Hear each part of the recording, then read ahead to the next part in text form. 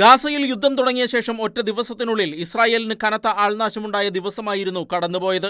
24 സൈനികർക്കാണ് Hamas തീവ്രവാദികളുടെ ആക്രമണത്തിൽ ജീവൻ നഷ്ടമായത്. ഇതിൽ നിന്നും പാഠം ഉൾക്കൊള്ളണമെന്നും സൈനികരുടെ ജീവൻ സംരക്ഷിക്കുന്നതിനുള്ള എല്ലാ കാര്യങ്ങളും ചെയ്യുമെന്നും ഇസ്രായേൽ പ്രധാനമന്ത്രി ബെഞ്ചമിൻ നെതന്യാഹു പറഞ്ഞു. സമ്പൂർണ്ണമായ വിജയം നേടുന്നതുവരെ യുദ്ധം തുടരുമെന്നും അദ്ദേഹം വ്യക്തമാക്കി. എന്നാൽ ബന്ദികളുടെ മോചനത്തിനായി രാജ്യത്തിനുള്ളിൽ നിന്ന് തന്നെ വലിയ തോതിൽ സമ്മർദ്ദം ഉയരുന്ന സാഹചര്യത്തിൽ ഒരു വെടിനിർത്തൽ കരാറിന് തയ്യാറാണെന്ന് ഇസ്രായേൽ മധ്യസ്ഥരായ ഈജിപ്തും ഖത്തറും വഴി ഹമാസിനെ അറിയിച്ചതായും റിപ്പോർട്ടുകളുണ്ട്.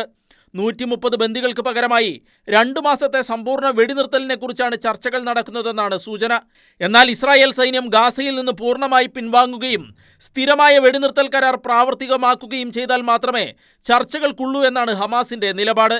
അതേസമയം ഗാസയിലെ സൈനിക നടപടിയിൽ ഇതുവരെ 4544 ഇസ്രായേലി സൈനികർക്ക് പരിക്കേറ്റതായാണ് ഇസ്രായേൽ പ്രതിരോധ മന്ത്രാലയത്തിന്റെ റിപ്പോർട്ടുകൾ വ്യക്തമാക്കുന്നത്.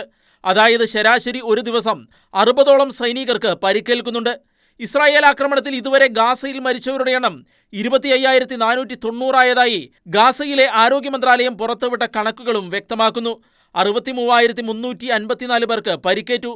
കഴിഞ്ഞ 24 മണിക്കൂറിനിടെ നടന്ന ഇസ്രായേൽ ആക്രമണങ്ങളിൽ 195 പേർ മരിക്കുകയും 354 പേർക്ക് പരിക്കേൽക്കുകയും ചെയ്തതായും മന്ത്രാലയം വ്യക്തമാക്കി.